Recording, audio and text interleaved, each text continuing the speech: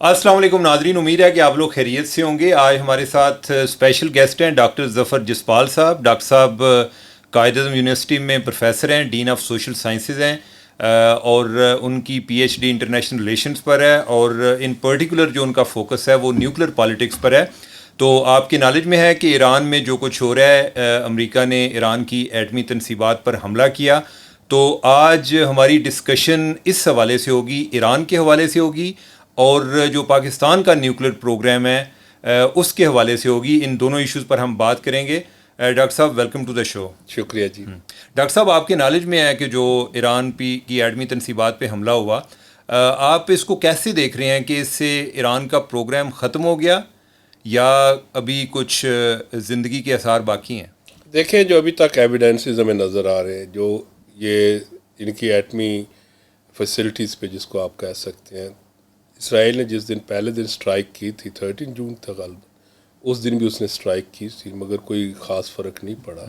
اور اس کے بعد ہم نے دیکھا کہ آج امریکہ نے بھی ان پہ اسٹرائکس کی، مگر امریکہ نے جو B-52 اور ہیوی بمبنگ کی ہے فردوہ پہ، تو اس پہ لگتا تو یہی ہے کہ اس کو اس نے بالکل بند کر دیا، مگر اس میں ابھی تک ایویڈنسز نہیں آئے کہ کتنا اس نے نقصان کیا اس فیسلٹی کا، کیونکہ وہ بھی کافی ٹنلز میں بنی ہوئی ہے، اور ٹنلز میں یہ ڈیمونسٹریٹ اس نے بند تو کیا ہوگا، ڈسٹرائے کیا، مگر دیکھنا یہ ہے کہ اس میں کس حد تک ڈسٹرکشن ہوئی ہے۔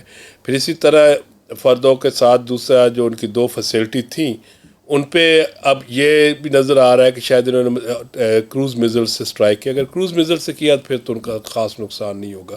اگر وہاں بھی انہوں نے یہی بمز یوز کیے ہیں B-52 کے ساتھ ہیوی، جس کو آپ بنکر بسٹرز کہہ سکتے ہیں آسان لینگویج میں، اگر وہ کیے تو ڈیفینیٹلی وہ اس میں بھی وہ ہوگا۔ اب یہاں پہ آ جاتا ہے کہ جو آپ کا کویسچن ہے، دیکھیں ایران کو کافی عرصے سے اندازہ تھا کہ امریکہ جو ہے ہٹ کرے گا۔ اندازہ ان کو آپ اس ساتھ سے کریں کہ منیمم 2 months بیفور، جب وہ ان کے ساتھ نیگوسیشنز میں گئے، اس وقت سے ان کو سمجھ آ رہی تھی کہ یہ نیگوسیشن آگے جائیں گی یا نہیں جائیں گی اور ان پہ حملہ ہوگا، مگر نیگوسیشنز 5 راؤنڈز ہو گئے اور 6 راؤنڈ میں امید تھی کہ کچھ چیز بہتر نکلا، کیونکہ ایرانیز بھی فلیکسیبل ہو رہے تھے اور امریکنز بھی فلیکسیبل ہو رہے تھے، مگر اس سے پہلے اسرائیل نے حملہ کر دیا۔ تو نیچرلی جو ان کے موویبل ایسٹس ہوں گے ان فیسلٹیز میں، وہ انہوں نے یا موو کر دیے ہوں گے یا فردر گراؤنڈ میں لے گئے ہوں گے۔ تو اس حساب سے جو ایرانینز کا یہ بھی ایک کہنا آ رہا ہے کہ جی کہ ان کے سینٹریفیوجز ڈیفینیٹلی ڈسٹرب ہوئے ہوں گے، ڈسٹرائے ہوگا، مگر کیا یہ ڈی ریل کر دے گا انٹائر پروگرام؟ نہیں، وہ نہیں ہو سکتا۔ اس کی 2-3 وجوہات ہیں۔ جو پروگرام میں سب سے بڑا چیلنج ہوتا ہے نیوکلیر پروگرام میں، وہ اس کی مین پاور ہے، اور مین پاور بھی کیا اس نے پریکٹیکل وہ ایکسپیرینس لیا، تھریٹیکلی ہے یا پریکٹیکل ہے۔ ایران کی جو مین پاور ہے ان دی ریسنٹ ایئرز میں، جن کو آپ سائنسدان کہتے ہیں، اور وہ ایک پوری بریگیڈ بن چکی ہے، اور ان کی پریکٹیکل ہے۔ اگر وہ یورینیم انریچمنٹ کر رہے ہیں تو سب کا ایکسپیرینس ہے یورینیم انریچمنٹ کا، اور یہ جس کو آپ کاسکیڈس آف سینٹریفیوجز بناتے ہیں، اور یہ سینٹریفیوجز کوئی جو یوز ہو رہے ہیں یہ آئل ایکسپلوریشن میں بھی یوز ہوتے ہیں، تو اس لیے سینٹریفیوجز کو بھی ہینڈل کرنا، مینوفیکچر کرنا، یا ان کو جس طریقے سے بھی کرنا، وہ بھی ایرانیز کے لیے کوئی نئی چیز نہیں ہوگی۔ آبویسلی فیسلٹی انفراسٹرکچر جو ہے وہ ڈسٹرب ہوا ہے، مگر اس وقت تک ہمارا فوکس یہ ہے کہ ایرانی شاید یورینیم انریچمنٹ کر رہے تھے۔ According to International Atomic Energy Agency, انہوں نے 60% انریچمنٹ کیا، اور جو اسرائیلی کلیمز کر رہے ہیں، اور ویسے بھی کچھ انٹرنیشنل اینالسٹ کہہ رہے ہیں کہ 9 بم کا ان کے پاس انرچ یورینیم، مگر وہ بم گریڈ جو آئیڈیل ہے وہ نہیں ہے، وہ ہے 93% یورینیم انریچمنٹ، مگر 60% بھی ہائیلی انرچ یورینیم کے میں کوالیفائی کرتا ہے، فال کرتا ہے۔ تو ہائیلی انرچ یورینیم کا مطلب یہ ہے کہ وہ بھی ڈیڈلی ہے اگر وہ یوز ہوتا ہے۔ اب اس میں ایک پوائنٹ یہ ہے کہ نیچرلی اگر وہ جو انرچ یورینیم، جو بھی ان کا ہائیسٹ انرچ یورینیم ہے، وہ اوبویسلی وہاں پہ نہیں پڑا ہوا تھا، یہ فیول سائیکل ہے، وہ کہیں اور موو ہو گیا ہوگا۔ اور اسی طرح دوسری طرف ان کی فیسلٹی جو ہے بہت زیادہ امپورٹنٹ ہے، وہ ہے بشر، جہاں پہ نیوکلیر پاور پلانٹ ہے، وہاں پہ وہ انٹرنیشنل اٹامک انرجی ایجنسی کی سیف گارڈ میں، یہ بھی انہی کی سیف گارڈ میں تھے، اور وہاں پہ پاور جنریشن ہو رہی ہے۔ اس کو یہ ٹچ بھی نہیں کریں گے، کیونکہ اگر اس کو ٹچ کرتے ہیں تو وہ فائر بال بنے گا، اور آپ کا گلف پورا جو جنس ہے وہ پلوٹ ہو جائے گا ریڈیو ایکٹیو مٹیریل سے، اور اس کا امپیکٹ ہوگا جو یہ جس طرح UAE 80% اپنا واٹر ڈیسیلیشن سے کرتا ہے، قطر ہے، ان کے لیے بہت بڑا چیلنج آ جائے گا۔ تو ادھر انہیں اسٹرائک نہیں کی۔ یہ کس سائڈ پہ؟ یہ ان کے گلف کے اوپر ہے، نہیں یہ کس پہ بشر ریئیکٹر بشر اچھا وہ انرجی پاور پلانٹ ہے اوکے نیوکلیر پاور پلانٹ جس طرح ہمارے کراچی میں نیوکلیر پاور پلانٹ ہے. تو اس حساب سے میرا جو خیال ہے کہ یہ ڈیلے ہو سکتا ہے. اگر ایرانی اس طرف جا رہے تھے تو یہ ختم نہیں ہوگا. ایران کی مین پاور وہیں پہ رہے گی. ایران کا انفراسٹرکچر جو جس کو آپ برک اینڈ مورٹر کہتے ہیں وہ ڈسٹرب ہوگا. اس کے اندر سینٹریفیوجز کچھ ڈسٹرب ہوئے ہوں گے کچھ نہیں ہوئے ہوں گے. تو وہ اس کو جس کو آپ کہتے ہیں کہ ری اسٹارٹ کسی وقت بھی کر سکتا ہے. ڈاکٹر صاحب اگر ہمارے ناظرین کے لیے اگر آپ یہ بتا سکیں کہ ایک ایٹمی پروگرام کی کیا ریکوائرمنٹ ہے, یعنی کہ کیا کیا چیزیں چاہیے اور وہ کتنی دیر میں, لیٹ سے کہ ایران جس پوزیشن میں ابھی ہے تو اس کو نئے سرے سے کام شروع کرنا ہو جی تو وہ کتنی دیر میں ایٹمی ہتھیار بنا سکتے ہیں؟ دیکھیں یہ ڈیولپ جو ہوتا ہے یہ ڈپینڈ کرتا ہوتا ہے ول پہ, ڈیمانڈ پہ. اور یہ اب وہ دور نہیں رہا 70s کا 80s کا جس وقت سائنٹیفکلی اسٹیٹس بہت پیچھے تھیں یا مین پاور نہیں تھی. آبویسلی انفراسٹرکچر بلڈ کرنا اور اس کے لیے کیا چیزیں جو یورینیم انرچ کرنا یہ ڈیفیکلٹ پروسیس ہے. مگر دوسری طرف ان کے پاس یہ بھی فیسلٹی ہے کہ جہاں پہ ان کا نیوکلیر پاور پلانٹ ہے اس کا اسپینٹ فیول بھی جو ہے اس کو بھی وہ ری پروسیس کر کے پلوٹینیم بنا سکتے ہیں. اگر ہم نیوکلیر کو فسائل مٹیریل کو ڈیوائڈ کرتے ہیں تو یہ دو کیٹیگریز میں آئے گا. ایک ہے پلوٹینیم 239 جس کو ہم فسائل مٹیریل کہتے ہیں, یہ مین میڈ ہے, اور ایک انرچ یورینیم ہے. یورینیم از بیسیکلی یہ آپ کو نیچرل فارم میں ملتا ہے تو اس وقت اس کا آئسوٹوپ ہے U238 99.3% وہ ہوگا اور U235.7% ہے. تو وہ آپ جب ری پروسیس کرتے ہیں جس کو یورینیم انرچمنٹ کہتے ہیں تو اس انرچمنٹ کا مطلب یہ ہے کہ آپ U235 کی ریشو بڑھا رہے ہیں اس کے اندر. تو وہ جب آپ آئسوٹوپ کو ڈسٹرب کرتے ہیں کاسکیڈ میں ایک لائٹر ایک ہیویئر ہے اس کے اندر, جب اس کو موو کرتے ہیں تو اس کو پھر آپ گیدر کرتے ہیں. تو نارملی ہم کہتے ہیں کہ 1 سے لے کے یا اوریجنل سے لے کے 19.75 تک اگر انرچ ہو تو اس کو آپ لو انرچمنٹ میں کہتے ہیں. مگر جو آپ کو پاور جنریشن کے لیے چاہیے آئیڈیل ہوتا ہے 3.5 to 5%. مگر 18% تک نارملی آپ کرتے ہیں میڈیکل ٹریٹمنٹ کے لیے جو کینسر ٹریٹمنٹ میں آپ یوز کر رہے ہیں. 20% ابو ہم اس کو ہائی انرچ یورینیم کہتے ہیں. اس کا مطلب یہ ہے کہ اس کی لیتھیلٹی بڑھ گئی ہے اور اس کو اگر آپ کیمیکل ریئیکشن کرتے ہیں اس کے ساتھ تو یہ آگے ویپن گریڈ کی طرف آپ جا رہے ہیں. تو آئیڈیل ہے 93% انرچ. 93 کا مطلب یہ ہے کہ اس کا میں U235 93 ہوگا, U235 کی ریشو 93 اور 7% U238 کے. مگر یہ ایک ٹیڈیس پروسیس ہے, ہمارا بھی اس پہ پروگرام ہے. مگر ایک آپ ذہن میں رکھیں کہ کسی سٹیج پہ بھی 20+ پہ جائے گا تو وہ ڈسٹرکشن کریٹ کرے گا, وہ ڈرٹی بم بن سکتا ہے. اور اس حساب سے اس میں ایک ایڈوانٹیج یہ ہے کہ جو ہیروشیما پہ بم یوز ہوا تھا وہ نان ٹیسٹڈ تھا, وہ یورینیم فرسائل مٹیریل یوز ہوا تھا. اچھا ڈاکٹر صاحب جو آپ یہ فسائل مٹیریل کے بارے میں بتا رہے تھے, یعنی کہ میرے ذہن میں ایک کویسچن آ رہا تھا ساتھ کہ جو ہیروشیما کا آپ نے بتایا کہ وہ ان ٹیسٹڈ بم تھا, ہیروشیما کا بم یا اس کے جو بعد میں بنے اس میں کیا فرق آیا؟ دیکھیں جو ہیروشیما پہ یوز ہوا تھا اس میں فسائل مٹیریل یورینیم کا یوز ہوا تھا اور وہ نان ٹیسٹڈ تھا. اس کا مطلب یہ ہے کہ جو بھی آپ کا کولڈ ٹیسٹ یورینیم کا وہ ہوگا وہ فیکچوئل ہے, ورکیبل ہے, first generation of nuclear weapons. تو اس بنیاد سے اگر ہم جاتے ہیں تو ایران کے پاس ایک سرٹن کیٹیگری یا وہ آئیڈیل تو نہیں ہوگا فسائل مٹیریل یورینیم کا, اگر 60% بھی انرچ ہے تو وہ ایک اس لیول پہ جا رہا ہے. آف کورس اس کو کچھ اور چیزیں کرنے پڑیں گے کہ وہ first generation of nuclear bomb کے نزدیک ہے. دوسرا فسائل مٹیریل ہم کہتے ہیں جو کہ ناگاساکی پہ یوز ہوا تھا وہ تھا اس کا فسائل مٹیریل تھا پلوٹینیم. ٹھیک ہے, وہ پلوٹینیم جو آپ گیدر کرتے ہیں وہ یہ ہے کہ جس وقت آپ پاور جنریٹ کرتے ہیں نیوکلیر پاور پلانٹ جس طرح ہمارے چل رہے ہیں اس کا ایک فیول جو اسپینٹ فیول ہو جاتا ہے جو کہ یوز ہو گیا اس کو ہم کہتے ہیں اسپینٹ فیول. اسپینٹ فیول زیادہ ریڈیو ایکٹیو ہو چکا ہوتا ہے, اس کے اندر آپ ری پروسیس کر کے اس کو دوبارہ ایز اے فیول یوز کر سکتے ہیں, مگر اس کو آپ ری پروسیس کر کے کیمیکل ریئیکشن وہ پلوٹینیم بن جاتا ہے, وہ بھی ایکول لیتھل ہے. تو اس کے لیے ٹیسٹ کر ریکمینڈ کیا جاتا ہے. اور اس میں اب ایڈوانٹیج یہ ہوتی ہے کہ یورینیم جو ہے وہ ہیویئر ہوتا ہے. اگر ایک یورینیم کے لیے اگر آپ کو 1 پاؤنڈ چاہیے فسائل مٹیریل کسی بھی آپ نے ڈسٹرائے کرنا ہے تو اس کا 1/4 to 1/3 جو ہے وہ پلوٹینیم ہوگا. تو اب ایران کا جو زیادہ فوکس تو ہے یورینیم پہ, جو ابھی ہمیں نظر آ رہا ہے. مگر ایرانی لیڈرشپ اور ان کا جو سپریم لیڈر ہے اس کا فتویٰ بھی ہے کہ ہم ویپنز آف میس ڈسٹرکشن نہیں بنائیں گے. ہمارا جو نیوکلیر پروگرام ہے سیولین ہے اور اس کے اندر ریسرچ اینڈ ڈیولپمنٹ ہم کر رہے ہیں. ہمارا کہیں بھی ارادہ نہیں ہے نیوکلیر ویپن بنانے کا. یہ احمدی نجات صاحب جب ان کے پریزیڈنٹ تھے انہوں نے ایک دو دفعہ اسٹیٹمنٹ دی تھی, مگر اس کے علاوہ ایرانین لیڈرشپ کا یا پولیٹیکل پریزیڈنٹ ان کا جو ایک تو سپریم کونسل ہے اور دوسرا جو پولیٹیکل پارلیمنٹ, یہ کہیں ہمیں نظر نہیں آیا. ڈاکٹر صاحب اس میں جو فتویٰ ہے جی اور جو کچھ وہ کر رہے ہیں اس میں کوئی آپ کو فرق لگتا ہے؟ یہ لگتا ہے کہ فتوے کی روشنی میں ہی آگے چل رہے ہیں؟ دیکھیں فتویٰ میں سے ہم ایک چیز اور بھی نکال سکتے ہیں کہ جو فتویٰ آج دیا جا رہا ہے کہ جی ہم نیوکلیر ویپن نہیں بنائیں گے, یہ ویپنز آف میس ڈسٹرکشن ہے. کل کو وہ یہ بھی کہہ سکتے ہیں کہ وار ایک اب نارمل سچویشن ہے اور اس میں کچھ چیزیں جو ہیں وہ ان کی اجازت ہوتی ہے.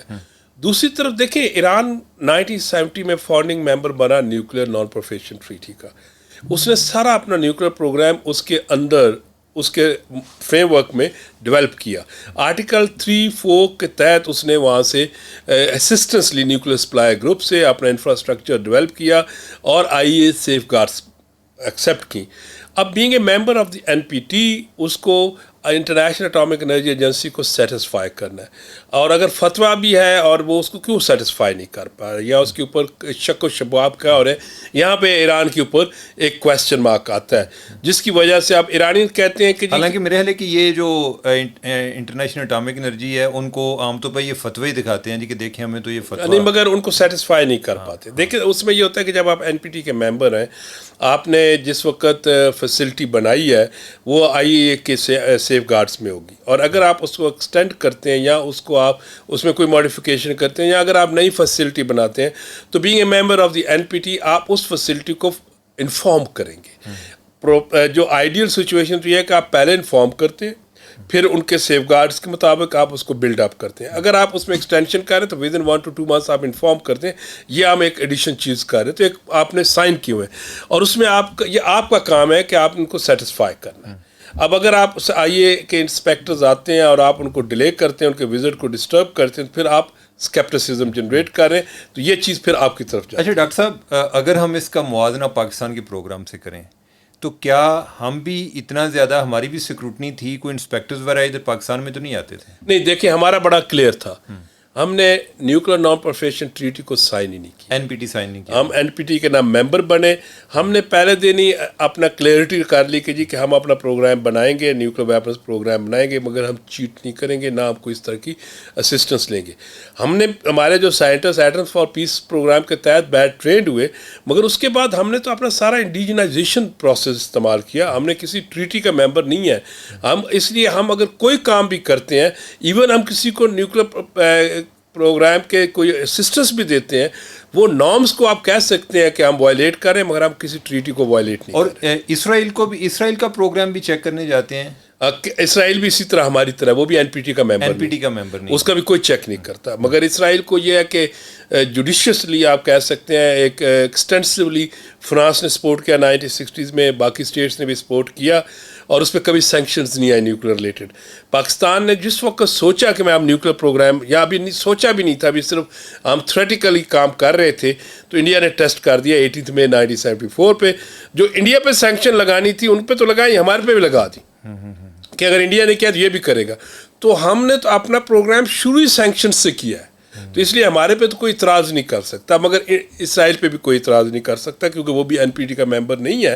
مگر اسرائیل پہ کبھی اس طرح کی نہ کوئی سینکشن آئی, اس کو الٹا فیسیلیٹیٹ کیا کہ اس کی ٹیسٹنگ کو بھی. کیوں؟ کیونکہ اسرائیل تھا اس کی, اور دیکھیں نا اس کو فرانس نے فیسیلیٹیٹ کیا 60 میں, اس کا سارا انفراسٹرکچر جو ہے فرینچ سپورٹ سے بنا ہے. یونائٹڈ اسٹیٹس نے اس کو فیسیلیٹیٹ کیا, اس کو جرمن کمپنیز نے فیسیلیٹیٹ کیا. تو مگر اس کو تو ایک پورے جو ویسٹ ہے, امریکن لیڈ ویسٹ نے اس کو فیسیلیٹیٹ کیا, کیونکہ کولڈ وار میں یہ ان کا الائے تھا اور اس کو وہ اسٹیبلش کر رہے تھے, اور ابھی بھی ان کا الائے, ابھی بھی پورا یورپ اس کو فیسیلیٹیٹ کر رہا ہے. ڈاکٹر صاحب, اگر ایران کا فوکس ایٹمی پروگرام کی طرف رہا, جی, میزائل کی طرف بھی رہا, لیکن ایئر فورس کی طرف نہیں ہے, کیوں؟ دیکھیں اس میں دو چیزیں ہیں. جو ان کے پاس ایک مین پاور تھی 70s میں، وہ این پی ٹی کے ممبر بن گئے، اور being a member of the N P T ان کو کافی اسیس ابھی تک مل جاتی ہے. پھر اسی کے تحت بشر ریئیکٹر انہوں نے شروع کیا تھا، جو پاور پلانٹ ہے میرا خیال ہے جرمن کے ساتھ مل کے، مگر اس پہ جب سینکشنز آئیں تو انہوں نے ختم کیا، تو انہوں نے یہی رشینس کو لے لیا. تو ان کی مین پاور تو with the pace of time improve ہوتی رہی، نیوکلیر پہ ریسرچ بھی امپروو ہوتی رہی، اور اس میں انہوں نے ورک آؤٹ کر لیا. اور مگر ایرانینز کبھی بھی انہوں نے رش نہیں کیا کہ جس سے ہوتا ہے نا کہ آپ ان سیکیورٹی کا شکار ہو کے نیوکلیر بنانے کی طرف جا رہے ہو، مگر ایک ریسرچ اور ڈیولپمنٹ میں وہ رہے، اور ابھی بھی ممبر ہیں این پی ٹی کے، تو اس میں ان کا ایک تھا. دوسرا میزائلس کے اوپر بھی انہوں نے کافی ورک آؤٹ کیا، کیونکہ میزائلس کی ان کے پاس پروپلنٹس تھے، راکٹس کو وہ امپروو کر رہے تھے، اسپیس ٹیکنالوجی کے اوپر کیا. ایئر کرافٹ کے لیے آپ کو ایکسٹرنل اسسٹنس چاہیے، بہت وہ ڈیولپنگ اسٹیٹ ہے، سینکشنز لگیں، اور اس کے بعد ان کے پاس وہ انفراسٹرکچر ہی ڈیولپ ہو سکا، جس کی وجہ سے وہ ایئر فورس ڈیولپ نہیں کر سکے. اور میرا خیال ہے کہ ایرانینز نے کبھی بھی یہ اس چیز پہ نہیں گئے تھے کہ ہمیں ایئر فورس چاہیے ہوگی، کیونکہ نیبرہڈ میں انہوں نے کافی ورک آؤٹ کیا. ان کی پراکسیز تھیں یا ان کے الائز تھے، جس کی وجہ سے وہ نیبرہڈ کو کنٹرول کر رہے تھے. اور لانگ رینج ایئر تو فورس وہ بنا نہیں سکتے تھے، جو کہ 2000 پہ سارٹی کر کے آیا. اس کا مطلب اس کی رینج میں 4000 ہونا چاہیے. تو اس لیے وہ بہت کاسٹلی ویپن تھا ان کے لیے، اور اس کو سسٹین کرنا، اس کو پرچیز کرنا ان کے لیے ناممکن تھا. ڈاکٹر صاحب، آپ کوئی موازنہ دیکھتے ہیں کوئی اسرائیل کا اور ایران کے پروگرام کا؟ دیکھیے، اسرائیل کا تو ٹیسٹڈ نیوکلیر ویپن پروگرام ہے. اسرائیل کا تو اس وقت کہا جا رہا ہے کہ اس کے پاس 90 نیوکلیر ڈیوائسز ہیں، اور اسرائیل نے 1948 سے شروع کیا، اور وہی سائنٹسٹ جو امریکنز نے جوئش کمیونٹی کا یوز کیا وہ بھی ان کو سپورٹ کر رہے تھے. تو اس لیے اسرائیل کا پروگرام ایک بہت ہی میچور ایڈوانس نیوکلیر پروگرام ہے، جس طرح ہمارا پروگرام ہے. آپ یہ کیسے، اور اس نے تو 79 میں ٹیسٹ بھی کیا ہوا ہے.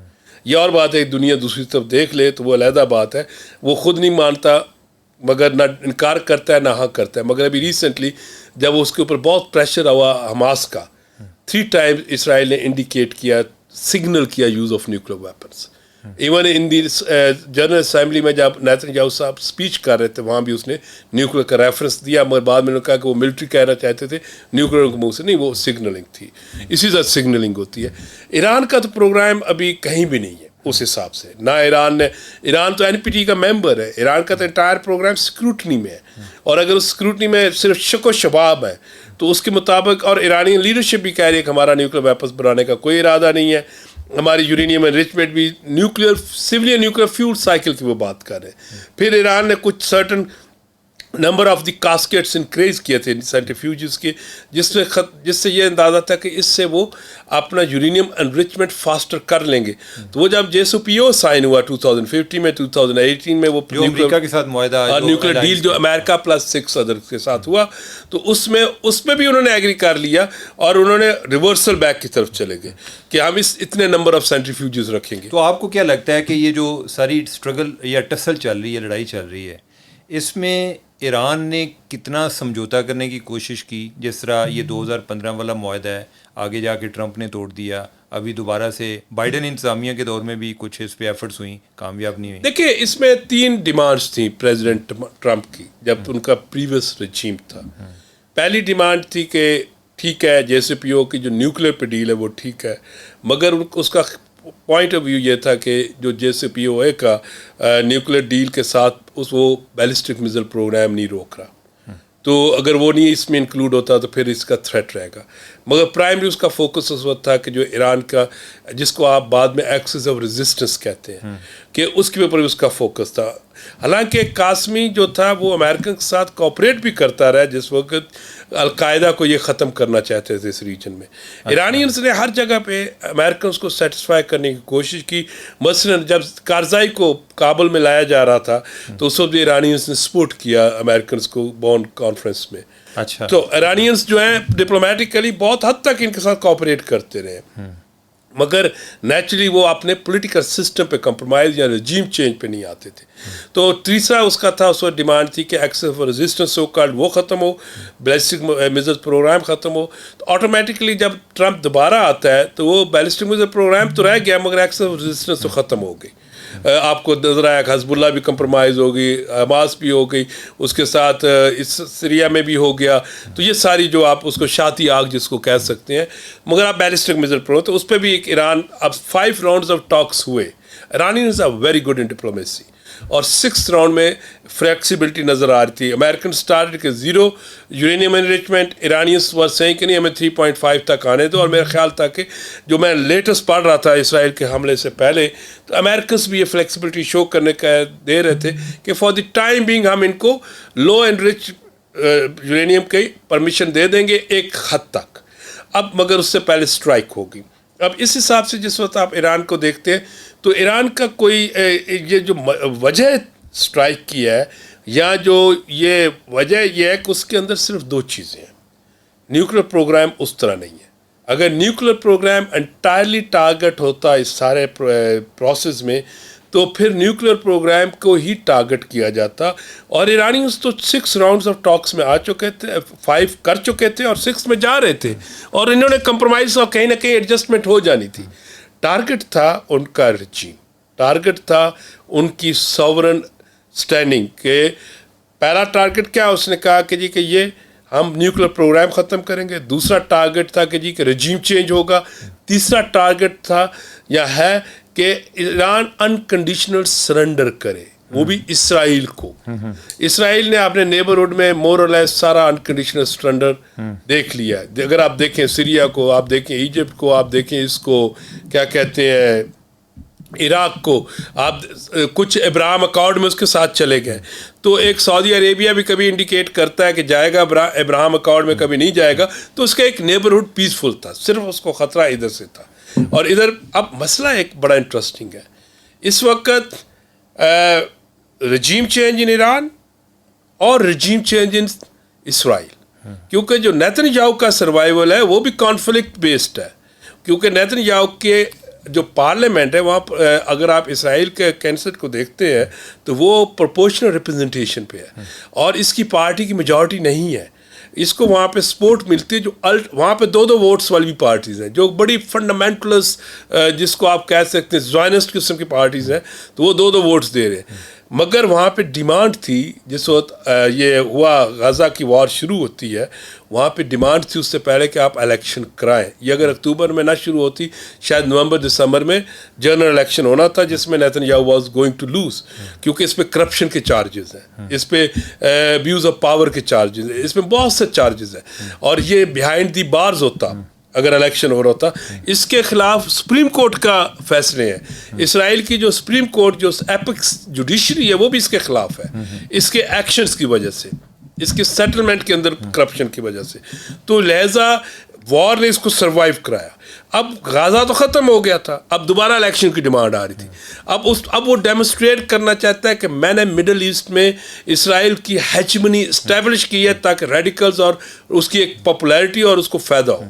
وہ اب اسٹیبلش ہو سکتی ہے صرف ایران کے رجیم چینج سے, ایران کے سرنڈر سے. دونوں سائڈ پہ انتہا پسند جو ہے ان کی گورنمنٹ ہے, دونوں طرف انتہا پسند کہہ لیں یا جو رجیمز ہیں دونوں طرف دیکھیں ریڈیکل ہیں.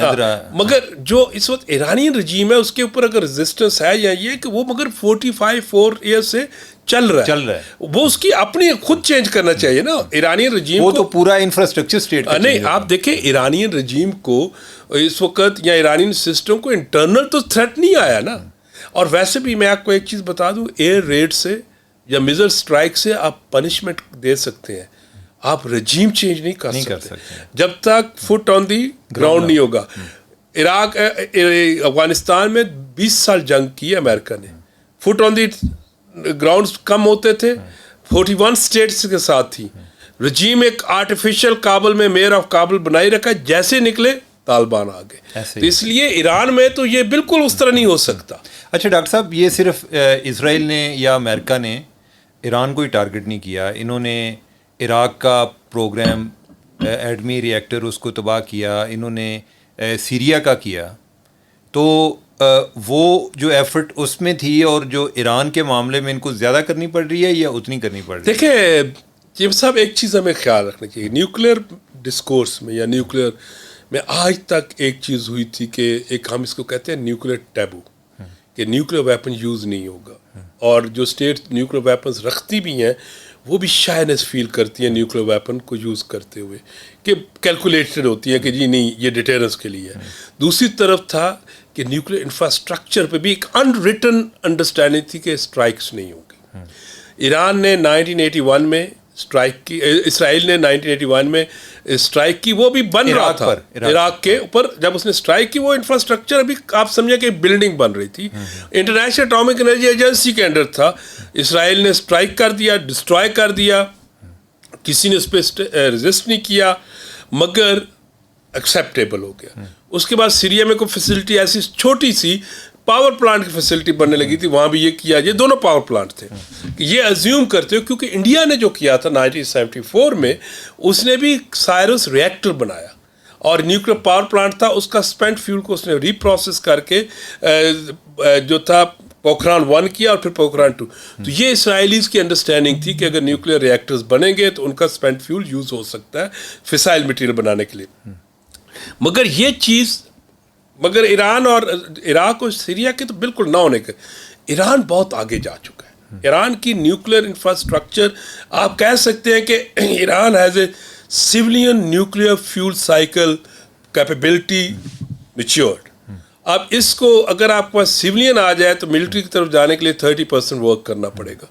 تو ایرانینس تو اس سے بہت اہیڈ ہے, اور پھر ایرانینس ان سے دور بھی ہیں. پھر ایرانین کے تو nuclear power plant working condition میں ہے, اور یہ جن کو سائٹس کہہ رہے ہیں اکارڈنگ ٹو جو آج میں دیکھ رہا تھا, اب یہ کتنی ان پہ ہمارے پاس اور آپ کے پاس تو میڈیا کی رپورٹس آ رہی ہیں, جو ایرانینس کلیم کر رہے ہیں وہ کہہ رہے ہیں کہ ہم نے تو اپنے جو کرٹیکل میس ہے یا امپورٹنٹ تھے وہ تو ہم تو بہت پہلے موو کر چکے ہیں. اچھا, ویسے اس میں ایک کویسچن ہے کہ یہ جو کرٹیکل میس ہے other than the human resource, اگر ہم ایسٹس کی بات کر لیں تو جو کرٹیکل میس ہے اس کو موو کرنا از اٹ سو ایزی؟ نہیں, اس میں دیکھیں کچھ ہے فکس انفراسٹرکچر, کچھ ہے نان فکس انفراسٹرکچر.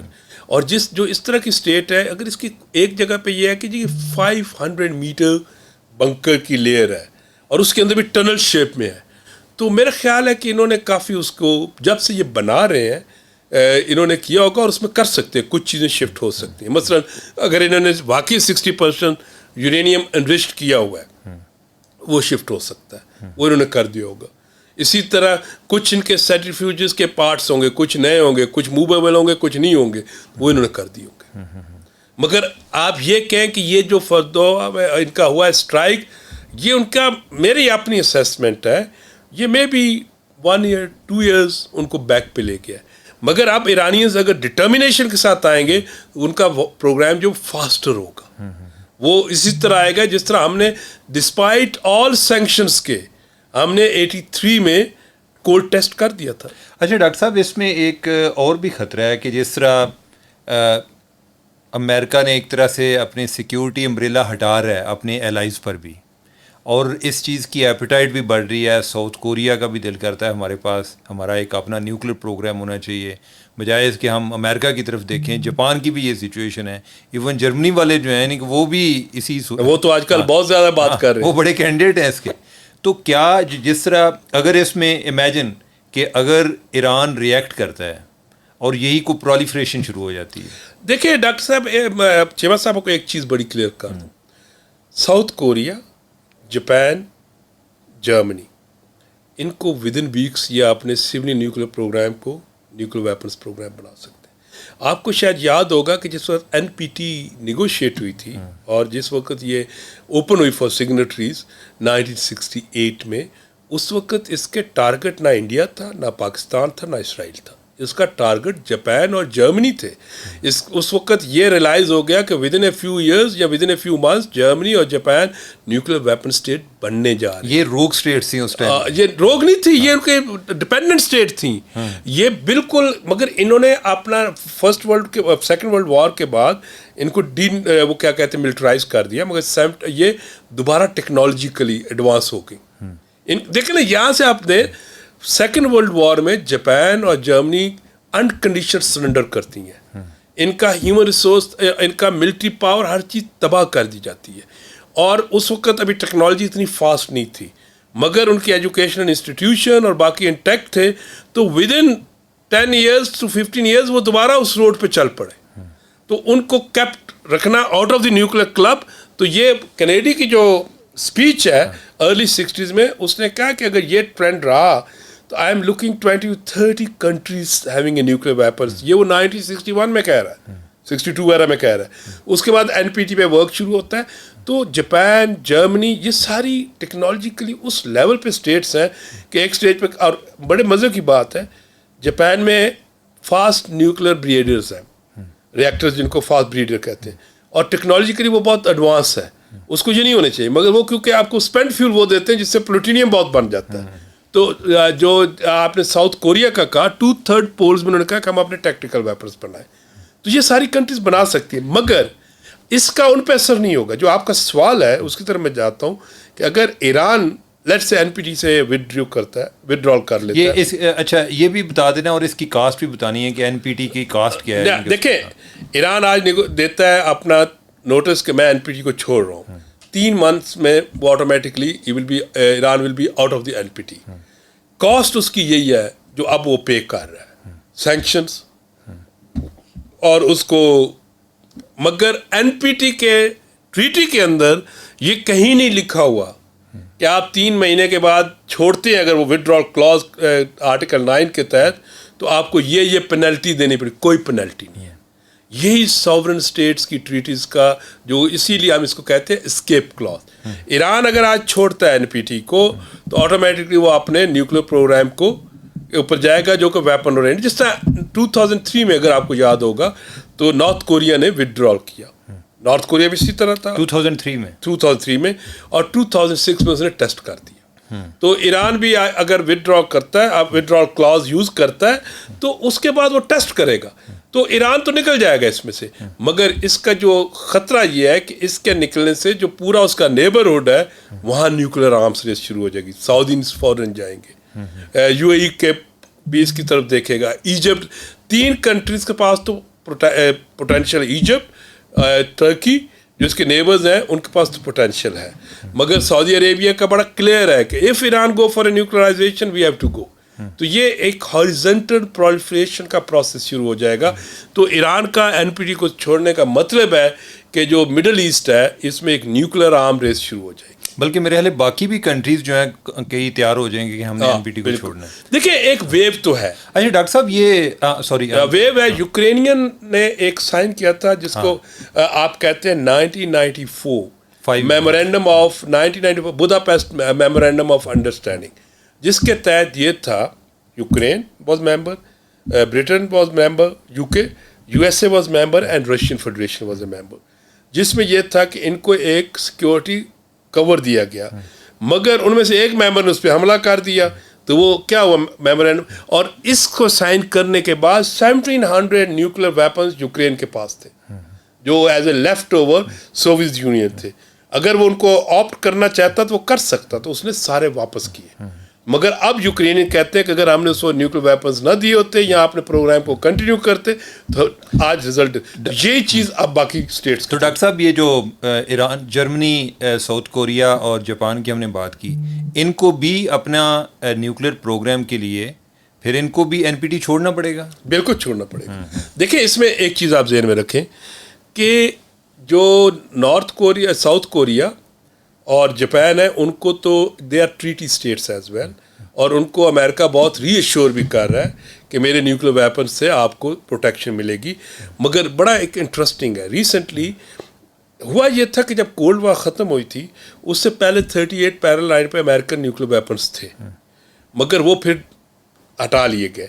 अब साउथ कोरिया उसको कहता है कि आप यहाँ पे 100 टैक्टिकल न्यूक्लियर वेपन्स डिप्लॉय करें मेरे टेरिटरीज पे, तब रीअश्योरेंस होगी डिटेरेंस की. अमेरिकन कहते हैं कि जी के उनको 2 चैलेंजेस हैं उनके. एक तो 100 टैक्टिकल न्यूक्लियर वेपन्स रफ से उन्होंने यूरोप में रखे हुए, वहाँ से या तो मूव करे इधर, वो कर नहीं सकते. दूसरे जो भी उनके रिमेनिंग टैक्टिकल वेपन्स हैं वो समझते हैं कि उनको खुद चाहिए. और मगर उससे ज़्यादा फेयर ये है कि अगर उनका टैक्टिकल न्यूक्लियर वेपन्स वो डिप्लॉय कर देते हैं और कोई मिस हैंडल हो जाता है नॉर्थ कोरिया को, तो उनको लड़ाई न्यूक्लियर वॉर में जाना पड़ेगा. तो ये सारे कंसर्न्स हैं वहाँ पे भी चल रहे हैं. तो मगर आपका जो जिस तरीके से आज ईरान के साथ हुआ है या जिस तरीके से ईरान के साथ हो रहा है, میرا خیال ہے کہ بہت سی اسٹیٹس جو ہیں وہ یہ سوچنے پہ مجبور ہوں گی کہ ہمیں اور اس سے پہلے یوکرین کے ساتھ جو ہو رہا ہے کہ ہمیں اگر اپنا ساورن ڈیفنس کرنا ہے رکھنا ہے تو ہمیں نیوکلیر ویپنس. ڈاکٹر صاحب ایک کویسچن, یہ جو جس طرح آپ نے کہا نا کہ کینیڈی نے اس ٹائم ان سب کو قائل کرنے کی کوشش کی کہ آپ ہماری سیکیورٹی امبریلا میں آ جائیں اس ٹائم, لیکن اس کے باوجود فرانس نے اپنا وہ ایک نیوکلیر اسٹیٹ بن گیا. نہیں, وہ 1960 میں بنا تھا.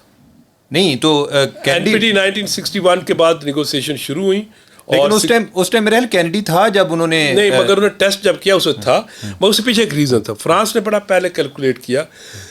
آپ دیکھیں جس وقت نیٹو بنتی ہے 1949, American started using first use policy اور نیوکلیر ویپنس ڈپلائمنٹ, کیونکہ ان کو پتہ تھا کہ ریڈ آرمی جو ہے وہ یورپ میں ان سے کافی بڑی ہے نمبر میں, تو اس کو بیلنس کرنے کے لیے انہوں نے یہ کیا کہ نیوکلیر ویپنس کو ڈپلوائے کیا.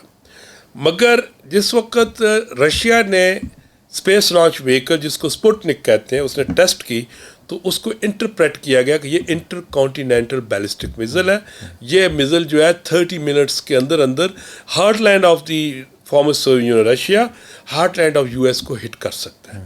تو جو تھے فرینچ پریزیڈنٹ جو انہوں نے کہا کہ دیکھیں ہم الائنس کی اس پہ مسٹرسٹ نہیں کرتے, امریکن کی ساورن جو نیوکلیر امبریلا یا گارنٹیز کو مس جج نہیں کرتے, مگر کیا یونائٹڈ اسٹیٹس اپنے لوگوں کو اسکیپ گوٹ بنا کے اپنے نیوکلیر ویپنس یوز کرے گا میرے لیے, میرے ڈیفینس کے لیے؟ اگر وہ فرانس ہائپوتھیٹیکلی اگر وہ فرانس کے لیے نیوکلیر ویپن یوز کرتا فرانس کے ڈیفینس کے لیے, تو ادھر سے انٹر کانٹیننٹل بیلسٹک میزل جس کے آگے کوئی ڈیفینس نہیں ہے وہ امریکہ کو ہٹ کرتا. تو انہوں نے کہا کہ جی کہ Americans will be blackmailed in a conflict, therefore we will be left alone. So ہمیں نیوکلیر ویپن اس ٹائم جو چارلس ڈیگال ہے, یعنی کہ اس کا ایک بڑا مشہور فکر ہے, اس نے کینیڈی کو کہا کہ اگر ایک طرف آپ نے نیو یارک کو سیو کرنا اور دوسری طرف پیرس کو سیو کرنا ہے تو تم پیرس کو سیو کرو گے یا نیو یارک کو کرو گے. تو لہٰذا اس time America is a democratic state اور ان کی کانگریس منع بھی کر سکتی ہے, تو اس لیے یہ ضروری نہیں ہے. اس لیے فرانس نے کیا, اور اس کے بعد دیکھیں انڈیا کو کہیں بھی تھریٹ نہیں ہو تو اس نے پولیٹیکل ریزننگ یا پرسٹیج کے لیے کیا. ہمیں تھریٹ تھا, ہم نے 1971 اگر نہ دیکھا ہوتا تو شاید ہم نہ بناتے. یہ بڑا ہسٹری اگر پاکستان کی نیوکلیر ہسٹری کو پڑھیں, کیونکہ میں نے تو بکس بھی اس پہ لکھی ہیں, تو اس میں ایک بڑا کلیئر ہے کہ ہماری جو سائنٹیفک کمیونٹی تھی وہ 1958 سے اور 64 میں بھی ایوب خان کو کہہ رہی تھی کہ اس وقت دنیا آپ کو ٹیکنالوجی ٹرانسفر کر رہی ہے, انفراسٹرکچرز بن رہے ہیں, انڈیا بنا رہا ہے, آپ بھی being a member of the International Atomic Energy Agency, being a Atoms for Peace, being a SEATO CENTO, آپ اپنا انفراسٹرکچر ڈیولپ کر لیں تاکہ کل آپ کو چیلنج نہ آئے. مگر ہماری لیڈرشپ یہ سمجھتی تھی کہ ہمیں ضرورت نہیں ہے. یہ تو 71 میں ہمارے جب الائنس نے کوئی اسسٹ نہیں کیا, ایک مزریبل سچویشن ہوئی اور اس وقت ہمیں فیلنگ آئی کہ نہیں ہمیں تو نیوکلیر ویپن کی طرف جانا ہے. میرا خیال ہے کہ جس وقت بھٹو صاحب منسٹر فار سائنس تھے, پھر فارن منسٹر, تو نیو جنریشن تھی, نیو ڈائنامکس وہ انڈرسٹینڈ کر رہے تھے, ہی لیڈ ڈاؤن. مگر اس کے بعد ایک ایسا پروسیس شروع ہوا کہ جو بھی لیڈرشپ آئی, آپ 1972 سے لے کے آج تک اگر اپنی پولیٹیکل لیڈرشپ, ملٹری لیڈرشپ کو دیکھیں, ان کی آپس میں بہت سخت لڑائیاں ہیں, مگر ایک کنسنسس رہا ہے, یعنی جو نیوکلیر پہ اور کشمیر پہ کنسنسس. ایٹمی پروگرام ایک مشترکہ محبت ہے, وہ کشمیر ہو گیا, انڈیا ایک مشترکہ نفرت ہے اس کے خلاف, تو یہ ایک چیز رہی ہے. اچھا ڈاکٹر صاحب, میں یہ آپ سے چاہوں گا کہ آپ کا بہت زیادہ کام ہے پاکستان کے پروگرام کے حوالے سے, نیوکلیر پروگرام کے حوالے سے, اس پہ میں ایک الگ سے کروں ڈیٹیل پروگرام. آج کے میں جو پاکستان کے پروگرام کے حوالے سے میں ایک بات پوچھنا چاہ رہا ہوں, اور بہت آج کل بھی اس پہ بڑی ڈسکشن ہوتی ہے, وہ یہ ہے کہ اسرائیل نے پاکستان کے نیوکلیر پروگرام کو ٹارگٹ کرنے کی کوشش کی. Is that true? دیکھیں اس میں زیادہ چیزیں ہم نہیں کہہ سکتے. ایک 83 میں اور 80s میں ایک ڈیبیٹ شروع ہو گئی تھی کہ یا اس سے پہلے, اصل میں جس دن 1981 کا اس نے عراق پہ جو اٹیک ہوا, اس کے بعد انڈیا اس پہ کنٹمپلیٹ کرتا تھا, اور کہ جی جس طرح اسرائیل نے کیا میں بھی کروں. مگر میرا نہیں خیال کہ اس وقت اسرائیل میں وہ پوٹینشیل تھا, مگر اس وقت F-16 ادھر آ چکے تھے, اسرائیل کے پاس. ہمارے پاس بھی دیکھیں نا mid 80s میں آ جاتے ہیں, تو اس وقت ایک اگر ان کا اسٹرائک کرنے کا, اور ہمارے یہاں کافی سٹوریز بھی مشہور ہیں اور ریالٹیز بھی ہیں کہ آپ کا جو تھا انرچمنٹ کو ہٹ کرنے کی کوشش کی جا رہی تھی, تو ہم نے اپنے اے کیو خان کی بہت سیکیورٹی کی اور اپنے باقی سائنٹسٹ کی بھی. تو اس وقت ایک یہ نیوز تھی کہ انڈیا جو ہے وہ اس طرح کی جرات کر سکتا ہے, اور اس کو اسرائیل کی بک ایک ان کی کلینڈسٹائن کوآپریشن شروع ہو رہی ہے, اور آپ کیونکہ ہم اسرائیل کو ایکسیپٹ نہیں کر رہے تھے. مگر ایک چیز ذہن میں رکھیں کہ اس وقت انڈیا بھی اوپنلی اسرائیل کے ساتھ نہیں تھا. تو ایک مگر جو جہاں پہ زیادہ چیز ہے وہ ہے 1998. ایک گور ایوب صاحب جو اس وقت ہمارے فارن منسٹرز تھے, انہوں نے ایک پریس کا یہاں پہ کانفرنس میں میں خود بیٹھا ہوا تھا اور کئی جگہوں پہ, اور یہ اگر آپ دیکھیں گے تو آپ کو مل بھی جائے گا, تو انہوں نے کلیم کیا تھا کہ 27 اور 28 کی جو رات تھی ہم ہائی الرٹ پہ چلے گئے تھے. ہمیں خطرہ تھا کہ جو ہماری نیوکلیر ٹیسٹنگ سائٹ ہے اس کو تباہ کر دیا جائے گا تاکہ ہم ٹیسٹ نہ کر سکیں. اور اس کے اوپر وجہ سے ہم نے رات مڈ نائٹ پہ جب یہ ہمیں الرٹ کیا گیا, تو وہ کہتے ہیں کہ میں نے جا کے ہم نے انڈین ہائی کمشنر کو بلایا اور اس کو کہا کہ اگر یہ اسٹرائک ہوئی تو یہ اس کی سویئر ریٹیلیشن ہوگی, کیونکہ یہ اسٹرائک نیوکلیر ٹیسٹنگ سائٹ پہ ہوگی. مگر صبح ہم نے الحمدللہ ہمارے سائنٹسٹ نے ٹیسٹ کر دیا 28 مئی کو, تو یہ چیز ختم ہو گئی. مگر اس کے پیچھے ایک سٹوری یہ ہے کہ سری نگر پہ جو ہمارے انٹیلیجنس تھے یا جو بھی ہے, انہوں نے آئیڈینٹیفائی کیا کہ ہمارے نیبرہڈ میں F-16 ہیں, اور یہ F-16 میں بھی سری نگر ایئرپورٹ پہ وہ کیموفلاج کیے ہوں تاکہ وہاں سے سرجیکل اسٹرائک کی جائے اس سائٹ پہ. تو جب وہ بعد میں سٹوریز انفولڈ ہوئیں, ڈبیٹس ہوئیں, تو اس میں ایک یہ بھی ڈبیٹ آئی کہ ہاں جو ہماری انٹیل تھی یا جو ہماری انفارمیشن تھی وہ کریکٹ تھی کہ سری نگر نے یہ جو انڈین اسپیس ہے اس میں اسرائیلی ایک F-16 آئے ہیں.